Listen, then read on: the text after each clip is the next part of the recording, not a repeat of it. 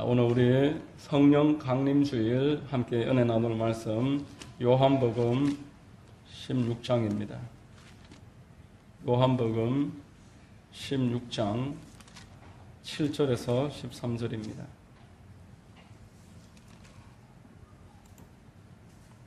신약성경 173면 요한복음 16장 7절에서 13절 찾으셨으면 제가 봉독해 드리겠습니다. 그러나 내가 너희에게 실상을 말하노니 내가 떠나가는 것이 너희에게 유익이라.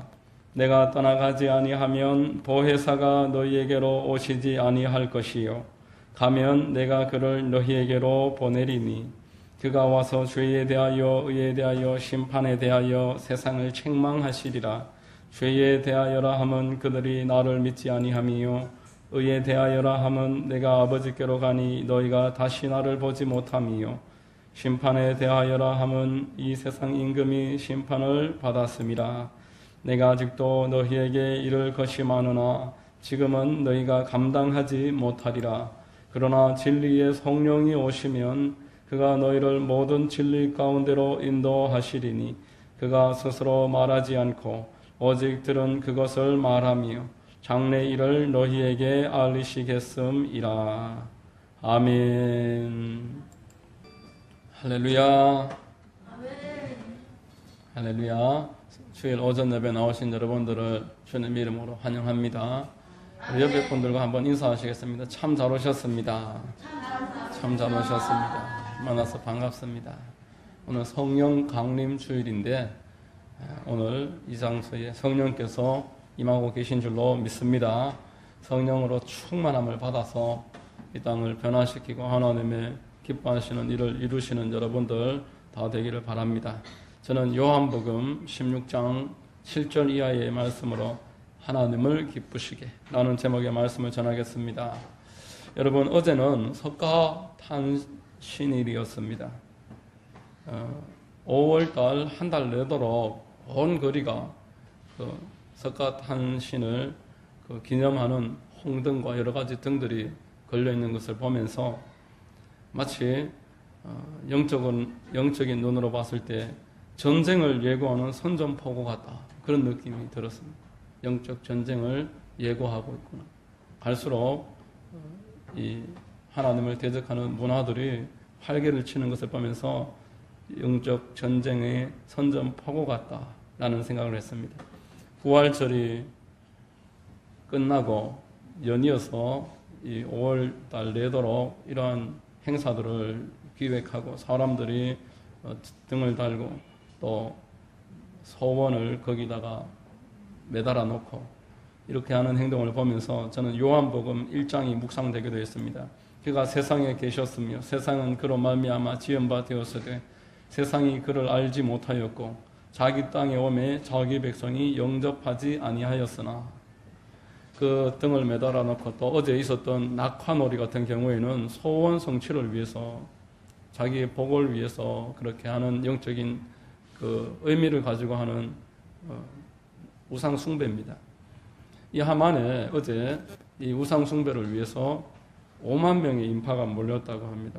교통이 마비가 되고 온 거리에 절에 다녀오는 사람, 낙화놀이 보려고 창원이나 이 일대에서 몰려드는 차들로 혼잡한 그런 모습을 보면서 하나님은 없고 세상 신만을 쫓고 있는 사람들의 그 마음을 하나님 어떻게 보실까? 야고보서 1장 17절에 온갖 좋은 은사와 온전한 선물은 다 위로부터 빛들의 아버지께로부터 내려오는 것이다 라고 말했습니다. 하나님이 모든 것을 주시는 것인데 하나님에게 대해서는 관심 없고 세상 신 앞에서 계속 허리를 숙이고 그 앞에 소원을 비는 그런 모습을 하나님 어떻게 보실까? 여러분, 그리스도인들은 이 시대의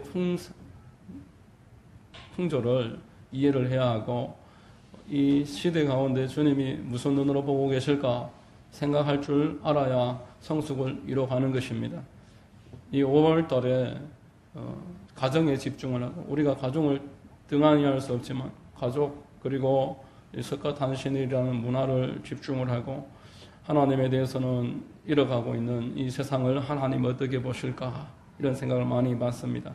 여러분, 우리가 이럴 때일수록 하나님께서는 오늘 마지막 주일날 성령 보내주심으로써 성령을 더 깊이 의지하라는 그런 영적 의미를 이해를 해서 우리가 깨어 있어야 되는구나. 하나님의 뜻대로 살려면은 인간의 힘으로는 불가능하구나. 이 세상 문화를 우리가 이길 수가 없습니다. 세상에서 내려오는 인륜을 이 성령의 역사로 말미암아서 우리가 그 인륜을 기본으로 해서 신앙을 대적하는 문화들이 있을 때에 이길 수 있는 방법은 성령밖에는 안 계시는 것입니다. 성령 의지함으로써 하나님을 기쁘시게 해드리고 하나님이 원하시는 그런 세상의 삶을 이뤄갈 수 있다는 것 꼭 기억하시기를 바랍니다. 저는 오늘 본문 말씀을 통해서 그리스도인들이 어디에 초점을 맞추고 살아야 되는지를 몇 가지로 말씀드리겠습니다. 첫 번째는 우리는 우리 성령을 근심케 해드리는 것이 무엇일까? 여기에 초점을 맞춰야 됩니다. 요한복음 16장 6절에서 보면은 세상 사람들이 근심하고 있다 이렇게 이야기합니다. 근심하는 이유는 어디에 있겠습니까? 자기 자신 때문입니다. 자기 때문에 지금 근심하는 겁니다. 예수님 때문에 근심하는 게 아니라 나는 어떻게 될까? 7절에 보시면은 그러나 내가 너희에게 실상을 말하노니 내가 떠나가는 것이 너희에게 유익이라. 내가 떠나가지 아니하면 보혜사가 너희에게로 오시지 아니할 것이요 가면 내가 그를 너희에게로 보내리니 이렇게 말합니다. 예수님 떠나가시면 우리 어떻게 될까? 예수님 가시는 게 문제가 아니라 자기 신상이 지금 걱정되는 것입니다. 여태껏 내가 다 버리고 따라다녔는데 나는 뭐가 되나? 누가 보상해 주나? 누가 나에게 이 모든 일에 대해서 보상을 해줄 것인가? 이런 생각들을 이 제자들이 오늘 하고 있습니다.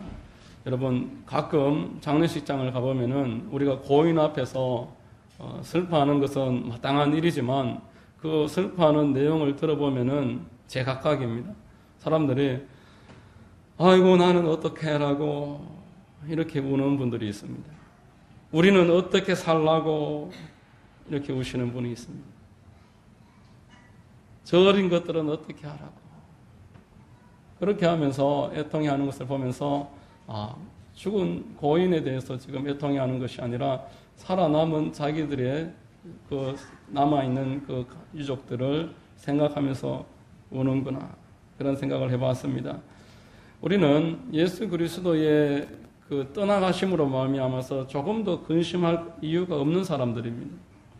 여러분, 예수 그리스도께서 오늘 본문에서 명확하게 설명하시기를 너희들은 근심할 것이 하나도 없다 이렇게 말씀을 하고 계십니다. 우리 주 예수 그리스도께서 우리에게 어제나 오늘이나 영원토록 동일하시도록 보살피는 분이시기 때문에 그렇습니다.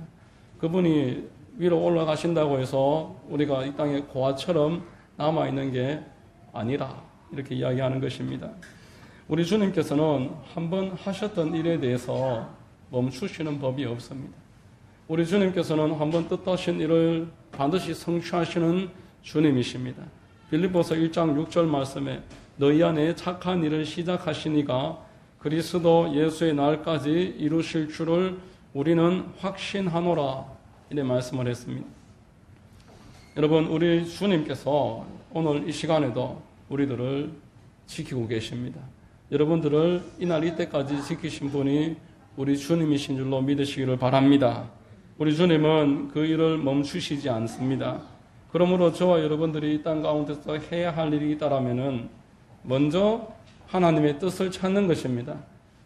우리 주님을 근심케 해드리는 것이 무엇일지를 마음으로 생각할 줄 알아야 된다라는 것입니다. 하나님이 기뻐하시는 일이 무엇일까? 하나님이 나에게 무엇을 원하고 계실까? 이러한 생각을 할 줄 아는 것이 주 안에서 성숙함을 이루는 첩경인 것입니다. 여러분, 우리가 한 주 내도록 우상 숭배하는 세상 사람들을 봐왔습니다. 이 세상이 섬기는 우상과 우리 하나님은 전혀 다른 분이십니다. 있다가 없다가 돕다가 말다가 그렇게 하는 것이 우상이 하는 일이지만 그 세상 신을 섬기는 자들은 그 마음을 계속 어르고 달래야 하지만 우리 하나님을 믿고 따르는 자들은 우리 주님이 있다가 없다가 돕다가 말다가 그렇게 하시는 분이 아님을 명백하게 이해를 하고 그 사랑 앞에서 날마다 마음의 안정과 평강과 자유를 얻을 수 있어야 될 것입니다. 예레미야서 31장 3절에 옛적에 야훼께서 나에게 나타나사 내가 영원한 사랑으로 너를 사랑하였기에 인자함으로 너를 이끌었다 하였노라 이렇게 말씀하십니다. 영원한 사랑으로 여러분들을 이끄시고 계시다 말씀하는 것입니다. 예수 그리스도께서 이 땅에 오셔서 제자들을 이끄실 때도 동일하게 말씀하십니다. 요한복음 13장 1절에 유월절 전에 예수께서 자기가 세상을 떠나 아버지께로 돌아가실 때가 이른 줄 아시고 세상에 있는 자기 사람들을 사랑하시되 끝까지 사랑하시니라 라고 말합니다. 가련 유다와 같이 제 스스로 주님을 떠날 수 있는 경우는 있지만 베드로와 같이 우리 주님께 나와서 자복하고 하나님 앞에 회복과 은혜를 구할 때에 우리 주님은 누구든지 받아주시는 분이십니다. 여러분, 우상은 한낱 나무 토막일 뿐입니다. 시편 135편 15절로 18절에 열국의 우상은 은금이요 사람의 손으로 만든 것이라 입이 있어도 말하지 못하며 눈이 있어도 보지 못하며 귀가 있어도 듣지 못하며 그들의 입에는 아무 호흡도 없나니 그것을 만든 자와 그것을 의지하는 자가 그것과 같으리라 이렇게 말합니다. 나무를 베어다가 자기 집을 데우는 그 연료로 씁니다.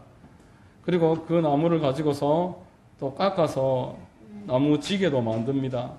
그리고 그 중에서 좀 굵고 튼실한 것을 가지고서 돌 하루방처럼 그 나무로 만든 그 무슨 천하 대장군 저기 입구 굴릴공원 입구에도 세워져 있던데 그런 것들도 만드는 것입니다.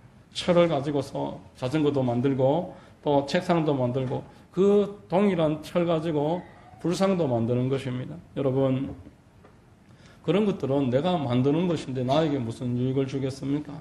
나를 위해서 어떠한 일도 할 수가 없습니다. 하나님은 이 우상과 당신을 비교하고 계시는 것입니다.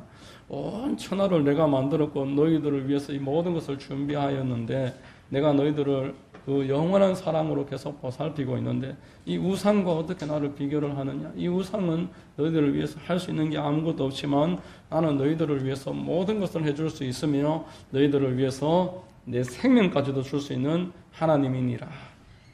이렇게 하나님은 우리에게 근심할 이유가 없다 이것을 말하고 계십니다.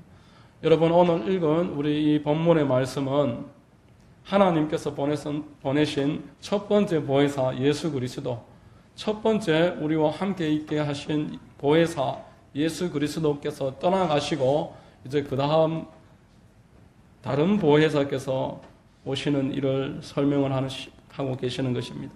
다른 보혜사, 우리와 함께 계셔서 우리 옆에서 우리를 돕고 우리에게 지혜를 주시고 우리에게 안내하시고 우리의 필요를 공급하시는 분, 이분이 이제 우리와 함께 계시기 때문에 우리는 염려할 것이 없습니다. 복음서에 나오는 제자들과 사도행전에 나오는 제자들만 우리가 단순하게 비교를 해보아도 사도행전에 나오는 사도들의 그 역사가 훨씬 더 풍성한 것입니다. 복음서에 나오는 그 제자들은 가끔 전도를 했고 몇몇 사람들을 이끌었습니다. 그리고 귀신을 쫓을 때도 있고 못 쫓을 때도 있었고 여러 가지 어려운 일들 가운데서 해결을 못해서 쩔쩔 못 매고 있을 때도 많았습니다. 그러나 사도들은 가는 곳곳마다 부흥의 역사가 일어났습니다. 성령 하나님과 함께 동행하는 사도들이 가는 곳에서 병이 고침을 받고 귀신이 떠나가고 온갖 하나님이 주시는 유익한 일들이 넘쳐났었던 것입니다. 복음서에 나오는 제자들과 사도행전에 나오는 사도들은 똑같은 사람입니다. 똑같은 사람인데 그들이 누구와 동행하느냐의 차이를 우리에게 보여주시는 것입니다. 여러분, 그러므로 저와 여러분들은 이제 성령님에 대해서 인식하는 그런 눈이 열리시기를 주의 이름으로 축원합니다. 성령님에 대해서 생각하셔야 됩니다. 성령님께서 나와 함께 계시는 다른 보혜사, 예수 그리스도께서 제자들과 이 땅에 함께 있었던 것과 동일하게 그렇게 하게 하시려고 하나님 보내주신 하나님이심을 우리가 인식하는 것이 이 땅 가운데서 축복을 받고 또 능력 있게 주님께 쓰임받는 일에 있어서 첫 뼈인 줄로 믿으시기를 바랍니다. 이분을 인격적으로 섬기는 것이 저와 여러분들에게 첫 번째로 요구되는 것입니다. 인격이라면 우리와 같이 생각을 한다는 것입니다. 우리와 같이 모든 것을 경험하십니다. 하나님을 향해서 기도도 하시고 또 우리처럼 마음에 근심도 하신다 말씀하셨습니다. 계속 거절을 당하고 무시를 당하실 때 마음으로 아파하시는 그런 인격을 가지신 분이 성령님이십니다. 이 성령님에 대해서 날마다 우리가 인정하고 이 성령님과 함께 동행하고 성령님에 대해서 뭔가 하나라도 여쭤보고 오늘 이리로 갈까요? 저리로 갈까요? 이러한 것까지도 여쭤보는 그런 습관을 들이십시오. 예수 그리스도께서는 이 땅에서 사도들에게 성령님을 소개하는 일에 조금 더 시간을 아끼지 아니하셨습니다. 마지막 겟세마네 동산 들어가기 직전에 그 마가의 다락방에서 요한복음 14장에서 16장까지 이 제자들과 대화를 하시면서 주된 내용이 성령에 관해서입니다. 성령님을 너희가 이제 섬겨야 하고 함께 동행해야 되고 그 성령님과 함께라면은 어떤 어려움도 없으니 그분만 믿고 잘 섬기고 따라라. 14장에 보면은 14장 16절에 내가 아버지께 구하겠으니 그가 또 다른 보혜사를 너희에게 주사 영원토록 너희와 함께 있게 하리니 그는 진리의 영이라 세상은 능히 그를 받지 못하나니 이는 그를 보지도 못하고 알지도 못함이라. 그러나 너희는 그를 아나니 그는 너희와 함께 거하심이요 또 너희 속에 계시겠습니다. 이런 말씀했습니다.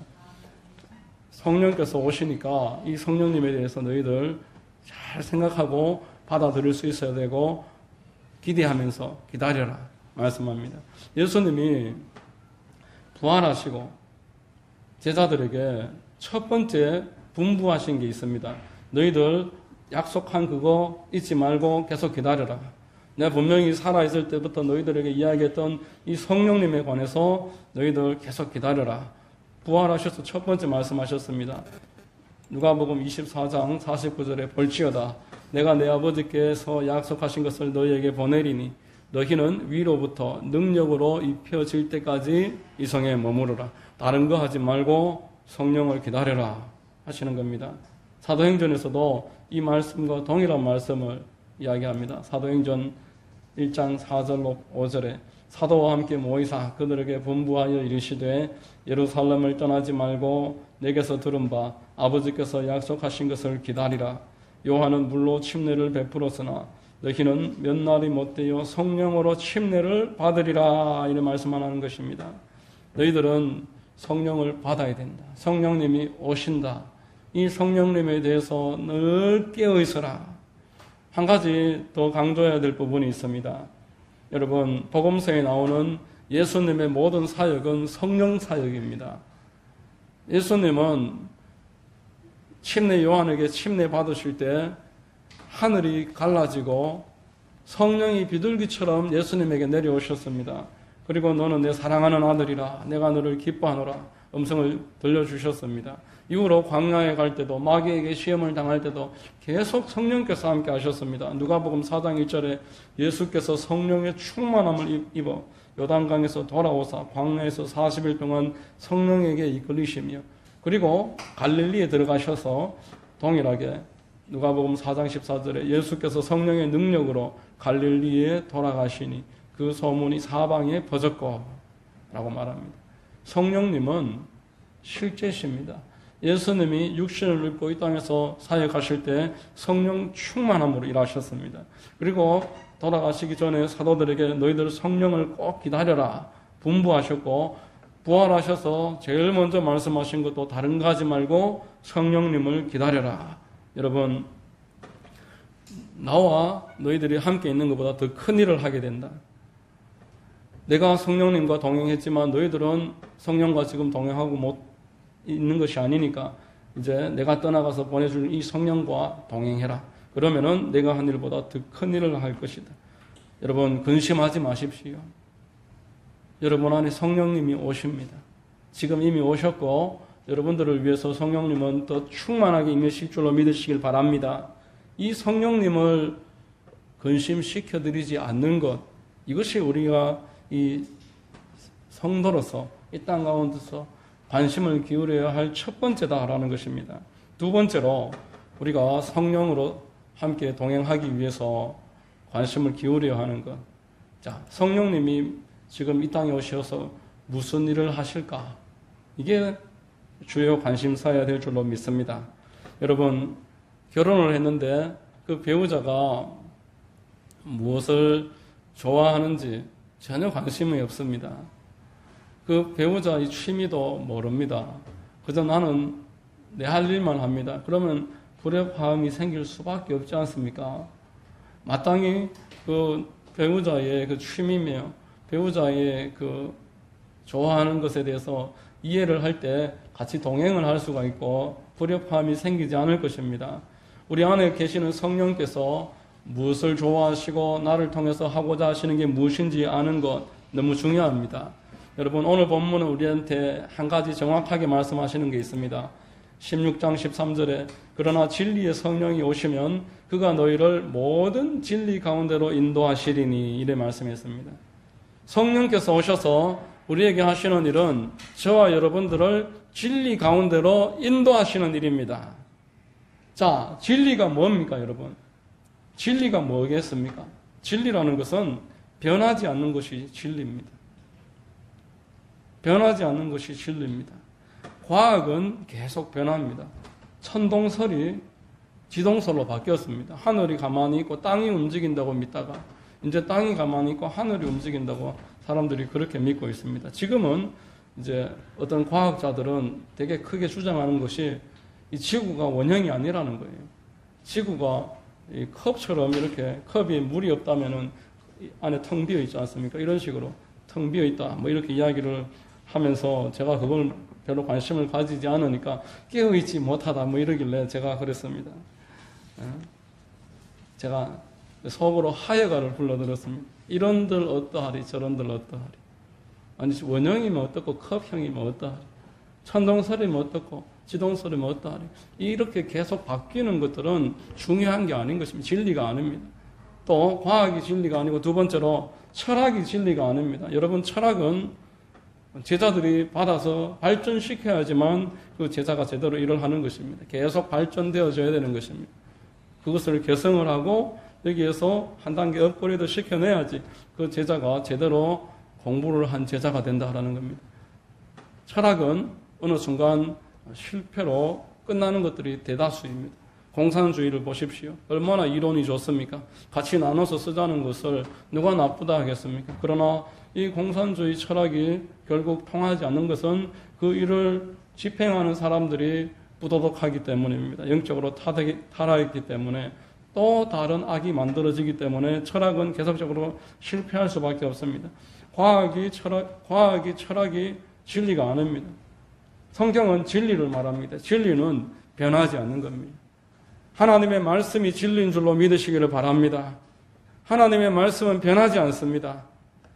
마태복음 5장 18절에 내가 진실로 너희에게 이르노니 천지가 없어지기 전에는 율법의 1.1획도 결코 없어지지 아니하고 다 이루리라 이런 말씀을 했습니다. 그리고 또 변하지 않는 것이 있습니다. 예수 그리스도가 진리이십니다. 요한복음 14장 6절에 내가 곧 길이요 진리요 생명이니 진리라고 소개를 하셨습니다. 또 히브리서 13장 8절에 예수 그리스도는 어제나 오늘이나 영원토록 동일하시니라. 진리라는 겁니다. 변하지 않는다라는 것입니다. 여러분, 하나님이 보내신 성령께서 여러분들을 인도하시는데 어디로 인도하시느냐? 진리로 인도하신다고 하십니다. 하나님의 말씀으로 여러분들을 인도하신다라는 것입니다. 말씀으로 성령께서 여러분들을 계속 이끌어 가실 때 이 말씀의 인도를 받으시기를 주의 이름으로 축복합니다. 이 말씀의 인도를 받는 가운데서 여러분들은 안전함을 누리게 되는 것입니다. 성령께서 여러분들을 지키시고 도와주심을 이 말씀을 따라가는 길에서 누리게 되는 것입니다. 서울에 가면은 내수동 교회라고 있습니다. 1970년대에는 아주 전국에서 청년부가 유명한 교회로 많이 알려져 있던 그런 교회가 내수동 교회입니다. 그 교회에 그 당시에 담임이시고 지금은 원로 목사님이신 박희천 목사님이라는 분이 계신데 이 목사님은 한국전쟁 당시 피난 내려오신 분입니다.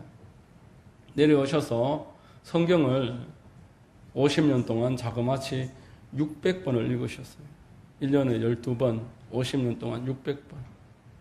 이분이 왜 성경을 그렇게 읽게 되셨냐? 그 스토리가 이렇습니다. 한국전쟁 당시에 그 평양에서 신앙생활을 잘하고 신학교까지 다니고 계셨는데, 이제 그때 전쟁이 일어나기 전에 공산군이 그 북한을 점령하면서 신앙의 자유를 빼앗는 겁니다. 기독교를 말살하는 정책을 펼치면서 직장 생활을 하면은 주일에 반드시 모여서 그 회의를 하는 그런 법을 만들어 버렸습니다. 지금처럼 강제적으로 하지는 않더라도 어떤 권력을 가진 공산당이 기독교 말살하기 위해서 직장 생활을 하려면은 주일날 모여서 회의를 해야 되는 것을 법으로 만들 정도로 신앙을 박해를 하는 사회가 6.25 이전의 그 북한 사회였습니다. 그래서 이 박유천 목사님이 당시에 청년이었는데 신앙의 자유를 위해서 한국전쟁이 일어나고 1950년 8월 6일 새벽 4시에 어머니가 떠나겠다는 아들을 짐을 싸서 보내줬습니다. 가방 하나에, 보따리 하나에 쌀과 대두를 한 보따리 담아서 가지고 가면서 이제 숨어서 몰래 먹어라. 그리고 보따리 하나를 만들어 주시면서 성경책과, 그가 아직 학생이었기 때문에 성경 그리고 영어책, 사전 등등에 꼭 있어야 되는 당시로서는 아주 귀한 것들인데 이렇게 한 보따리를 싸주었습니다. 그래서 이 보따리를 들고 대문까지 나가는데 성경책이 빠졌다는 것을 포장을 하면서 성경책을 못 담았다는 것을 알게 되고는 그냥 갈까 망설이다가 내가 신앙의 자유를 위해서 지금 가는 것인데 성경을 빼놓고 가서 되겠는가? 지금처럼 성경이 아무 곳에서나 얻을 수 있는 것도 아닌데 싶어서 되돌아서서 방에 들어가서 성경책을 보따리에 다시 넣는데 그 어머니가 나무래시는 겁니다. 지금 1시가 급한데 너를 기다리고 있는 사람인데 너는 지금 다시 이것 때문에 돌아올 이유가 있느냐? 이렇게 나무랐지만 이 보따리를 다시 잘 싸서 대문까지 가는데 그 순간에 그 공산당들이 순찰을 들고 있었습니다. 대문 앞으로 딱 지나가고 있는 것을 대문 문 여는 그 순간에 공산군이 지나가는 순간 결국 멈출 수 있었고 공산군이 지나갔다는 겁니다. 방에 들어갔다가 성경책 찾아서 나오는데 무려 1시간, 2시간도 아니고 12초가 걸렸답니다. 이 12초를 자기를 멈추게 해서 돌아가서 성경책을 담아서 다시 오게 하는 이 12초가 자기가 탈북하는 데 있어서 성공의 비결이었다. 이렇게 간증을 하셨습니다. 그래서 그 이후로 이분은 일생토록 목회에 있어서 가장 중요한 일을 성경 읽는 일로 삼았습니다. 아무리 바빠도 구약 성경을 하루에 2시간을 읽고 신약 성경을 하루에 2시간을 읽으시고 시편이 150편이기 때문에 하루에 5편씩 읽으면은 한 달에 1독을 하고 잠언은 31장이니까 또 하루에 한 장을 읽으면 1독을 해서 평생토록 구약 성경 한 달에 한 번, 신약 성경 한 달에 한 번, 그리고 시편 잠언도 한 달에 한 번 그렇게 성경을 읽었다고 합니다. 그 교회의 청년부가 왜 유명하냐면은 그 교회 청년부에 지금 우리 한국교회에서 이런 말하면 알 수 있는 청년들이, 목사님들이 그 교회 청년에서 그 교회 전도사를 하고 목회를 시작했다고 합니다. 그 오정호 목사님, 새로남교회, 오정현 목사님, 송태근 목사님, 김남준 목사님, 화종부 목사님, 이런 목사님들과 또 많은 기독교계에 알려진 장로님들, 권사님들, 연예계에 진출을 해서 많이 영향을 끼치는 그런 분들이 그 교회 출신이라는 거예요. 목사님 닮아서 성경 연구하는데 아주 충실했던 그분들이 그 교회에 같은 한 시대의 청년부에서 전도사로 사역을 했다고 해서 한국교회에 잠깐이지만 어떤 그 화제가 되기도 했습니다.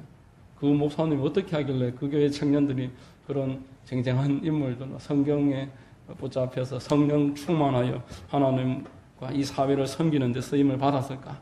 화제가 되기도 했습니다.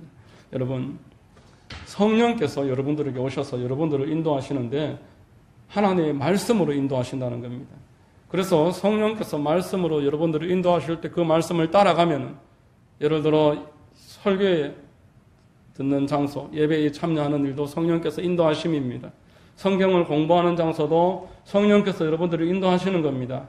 성경을 읽고 스스로 집에서 묵상을 하는 시간, 하나님의 말씀을 읽고 이 일에 대해서 계속 마음속으로 곱씹는 그 시간 또한 스스로 되는 것이 아니라 하나님의 성령께서 여러분들을 도와주시는 시간입니다. 하나님이 여러분들을 인도하실 때 따라가면은 반드시 말씀에 순종해서 가는 길에는 하나님의 은혜가 따르는 것입니다. 제가 군대를 제대하고 저희 할머니하고 둘이서 살았습니다. 어릴 때부터 할머니하고 둘이서 살았었는데 그때도 할머니하고 살았습니다.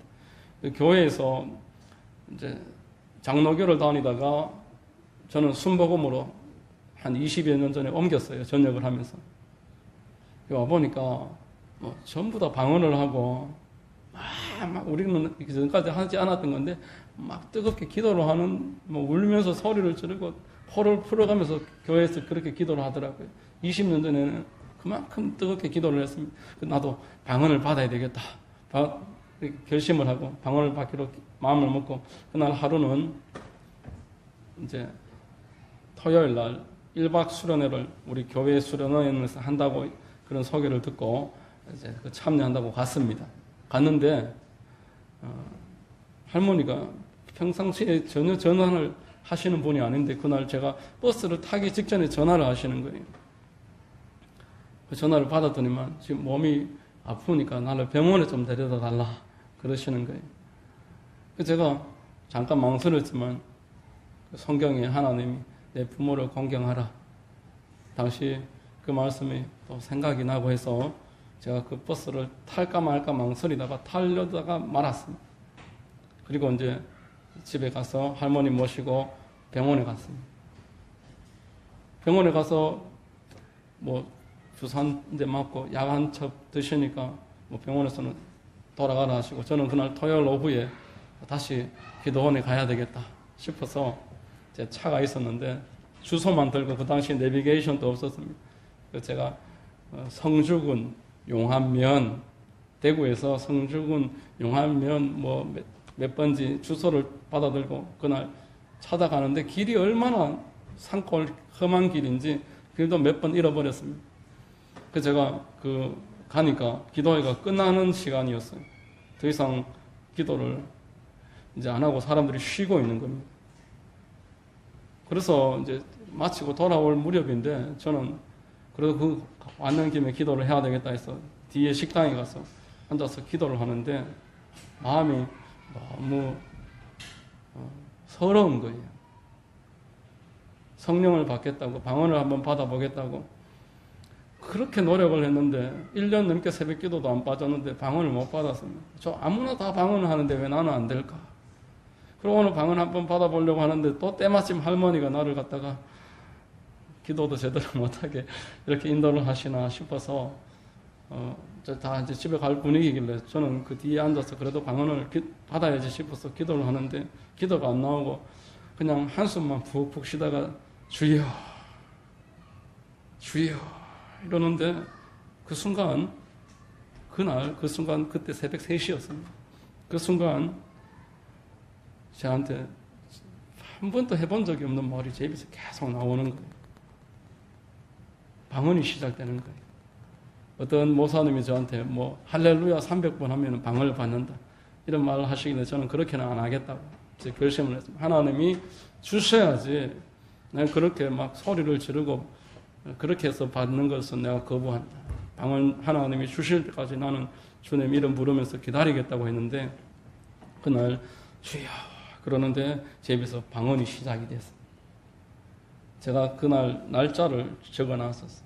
성경책을 2004년도 4월 마지막 주 토요일 제가 그날 성령을 받고 순복음으로 옮긴 것에 대해서 긴가민가하고 있었는데 방언을 받고 그때부터 우리 순복음교회에서 신앙생활을 하기 시작했습니다. 여러분 오늘 성령 강림 주일입니다. 성령께서 우리에게 오셨습니다. 할렐루야. 성령께서 여러분들에게 오셨습니다. 이 성령님이 여러분들을 아무 근심도 하지 않도록 지켜주시겠다라고 하십니다. 하나님이 나와 함께 계시는 것이기 때문에 예수 그리스도께서 사도들과 함께 있었던 것보다 훨씬 더 큰 일을 우리를 통해서 하게 하시겠다라는 겁니다. 이 성령님이 이 땅에 오셔서 뭘 하시느냐? 첫 번째는 예수 믿는 사람들을 진리로 인도하신다는 겁니다. 예수 믿는 사람들을 성경으로 인도하시겠다라는 겁니다. 성경을 읽고 성경에 순종하는 길로 성령께서 여러분들을 날마다 이끌어 가시겠다라는 것입니다. 그리고 두 번째는 이 땅의 불신자들에게 예수 그리스도를 전하는 일에 우리가 쓰임 받는 것입니다. 이게 성령께서 하시는 일입니다. 진리로 인도받아야 될 불신자들을 누가 인도하겠습니까? 여러분들이 인도하는 것입니다. 여러분들 주변에 있는 사람들은 여러분들이 인도할 책임이 있는 줄로 믿으시기를 바랍니다. 하나님이 나중에 이 땅의 불신자들의 핏값을 여러분들에게 물으시겠다고 말씀하셨습니다. 예수 그리스도를 전하지 않는 일은 한 영혼을 멸망케 하는 일이기 때문에 우리는 내 안에 오신 성령님과 더불어서 내 안에 계신 성령님과 함께 그들에게 영원한 진리 되시는 예수 그리스도께로 인도해야 되는 줄로 믿으시기를 바랍니다. 오늘 말씀을 맺겠습니다. 예수께서 우리 안에 오셨어요. 예수의 영입니다. 성령께서 내 안에 오셔서 나를 예수께로 인도하십니다. 그리고 불신자들도 나를 통해서 예수께로 인도하십니다. 이 일을 하는 데에 하나님은 어떤 것도 아끼지 아니하십니다. 그 아들을 보내시기까지 모든 것을 주셨으므로 여러분들이 그 아들께로 불신자들을 인도하는 일이 있어서도 어떤 것도 제한하지 아니하시고 도와주시고 예비하시고 갚아주시고 보살펴 주시는 줄로 믿으시기를 바랍니다. 오직 성령이 임하시면 너희가 권능을 받고 땅 끝까지 이르러 내 증인이 되리라. 예수 증인으로 살아가는 자들에게 하나님은 이 땅에서 100배로 갚으시고 영생을 넘치게 주시는 줄로 믿습니다. 여러분 모두에게 이 성령 충만함을 받고 성령님과 동행함이 은혜가 되고 복이 되시기를 바랍니다. 오늘 하루도 성령님과 늘 동행하시고 이번 한 주도 성령님과 늘 함께 하시고 순종하시고 성령과 더불어 진리 가운데로 인도함을 받고 형통하고 축복이 넘쳐나게 되시기를 예수님의 이름으로 축원드립니다. 기도하겠습니다. 하나님 아버지 감사합니다. 오늘 말씀을 통해서 참으로 우리 안에 성령께서 오셨으니 이제 우리가 두려워할 것이 없는 줄로 알게 하시니 감사합니다. 성령님과 동행하는 일이 진리로 인도함 받는 것임을 깨닫게 하시니 감사합니다. 날마다 진리신 예수님을 알아가는 일에 성경과 함께 우리를 깨닫게 하시고 그리고 또 이 세상의 불신자들을 우리 주님께로 이끄는 일에 우리가 귀하게 쓰임받도록 축복해 주시고 인도하여 주시옵소서. 우리 성도님들 영혼이 잘 되고 범사가 잘 되고 강건함으로 성령 충만하게 살아갈 수 있도록 늘 함께하여 주시고 인도해 주시옵소서. 감사드리오며 거룩하신 우리 구주 예수님의 이름으로 축복하고 기도드립니다. 아멘.